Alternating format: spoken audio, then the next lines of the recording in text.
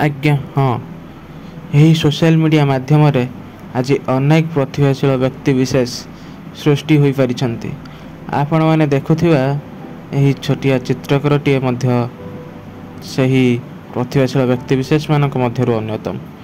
ठीक सही कोविड परवर्ती समयर कथा जेतेबेले से यही सोशल मीडिया संस्पर्श रे आसिला ना ताको तार चित्र को नहीं देखुथिबा स्वप्न को साकार करिया पई एक नुआ माध्यम वा नुआ सहारा पाइला। जो सहारा को आधार करिकी से आज यही जगार आज आसिक ठिया होइछि। जेतेबेले से एक नुआ मोबाइल फोन टीए पाइला जेतेबेले अनेक व्यक्ति विशेष एक नुआ फोन पाते ना सेतेबेले ताकू नहीं अनेक आग्रह उत्साह तांको मन भितर उत्कंठा रे भरी जाए। ठीक सही परी ता मनरे मध्य अनेक आशा आकांक्षा भरी गला। किछि लोक अछंती जो माने एही मोबाइल पाइला माने ताकू किछि खराब रास्ता रे गलत इस्तेमाल करि थांती। आउ किछि लोक ताकू मध्य तार सठिक उपाय रे ताकू सदुपयोग करि थांती व्यवहार करि थांती। आउ ताकू एमती भाव में व्यवहार करती जहाँ को नहीं कि से एक स्वतंत्र परिचय सृष्टि करि पारंती। साथी मध्यरु एही छोटिया चित्रकरटीए तार कला को देखिबा पई से प्रयास करिछि बा तार चेष्टा को एमती भाव में जारी रखिछि जोठी से तार चित्र को देखैबारे केबे हेले हेला करी नहीं बा केबे हेले तार से चेष्टा को भांगी नहीं। आउ तार चेष्टा रे सर्वदा सी चली आज जाए। आउ एही नूतन स्मार्टफोन टी से पाइला जेतेबेले ताकू नहीं से अनेक उत्कंठा मध्य प्रकाश करिथिला। आउ से तार कला को लोकंक निकट रे पहुँचेबा पई नुआ धरणर प्रयास आरंभ कला। आउ से सोशल मीडिया संस्पर्श रे आसिला।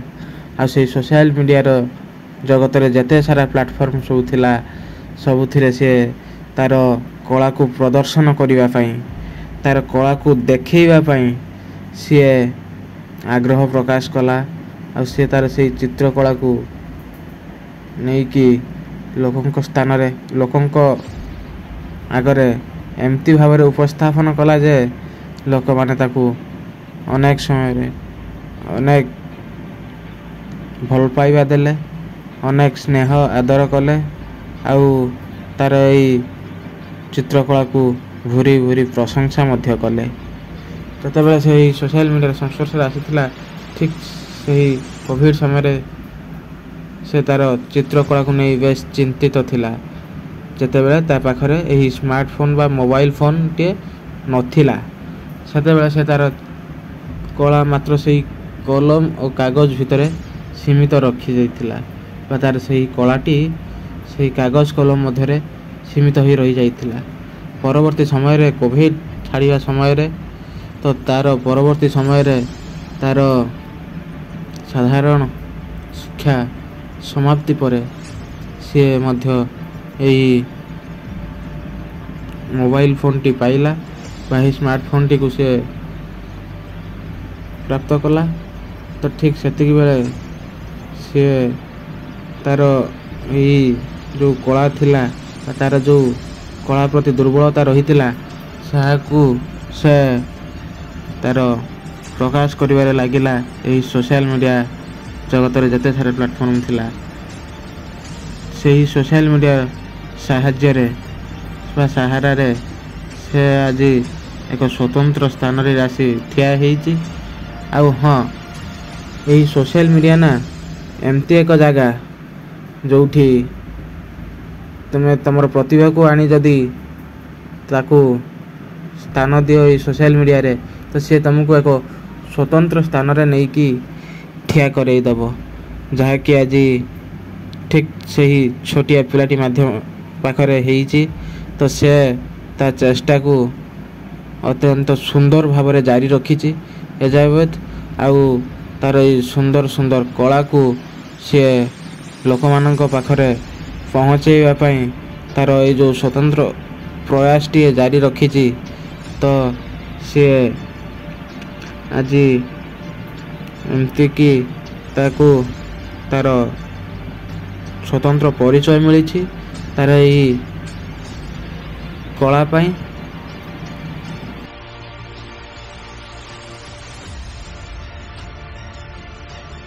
आज्ञा हाँ आहरी गोटे कथा ये हूँ सही सोशल मीडिया जो आजिकार अनेक युवपीढ़ी ताकर एक स्वतंत्र परिचय सृष्टि कर प्रतिभा माध्यम आउ ये हूँ सही भाग्यवान युवपीढ़ी जो मैंने प्रतिभा को प्रदर्शन करने एक उपयुक्त सुंदर मध्यम टे पाई जहाँ पूर्व समय एपरी सुविधा उपलब्ध नथिला आउ यही प्रतिभा को प्रदर्शन करने पूर्व समय केते जे संघर्ष करुथिले जाइकी बाहर जगार बाहर इंडस्ट्री रे जाइकी केते सारा ऑडिशन दउथिला अनेक स्ट्रगल मध्य करियो सेमानकु पडुथिला किंतु एई किछि दिन हेबो बा एई गोटे दशंधि रे जो युवपीढ़ी माने अछंती जे माने कि एई सोशल मीडिया माध्यम रे एते बड़ बड़ सुजोग मिलुछि तांकु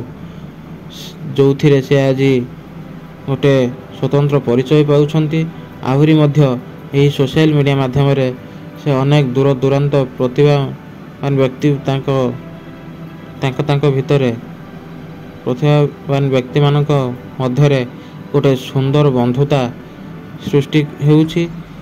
खाली प्रतिभावान व्यक्ति विशेष नुहे जड़े जड़े साधारण व्यक्ति विशेष मध्य एमतिका बंधुता सृष्टि हेउछि जहाँकि आम समस्त एक ज्ञान आहरणर सुंदर माध्यम पलटि जो अनेक लोक निज रुचिर जिनिष उपर सुंदर सुंदर ज्ञान आहरण करिथांती एवं से यही सोशल मीडिया माध्यम जो ज्ञान आहरण करिथांती ताकू किपरि से तार व्यक्ति विशेष जीवन रे प्रयोग कले ताहा माध्यम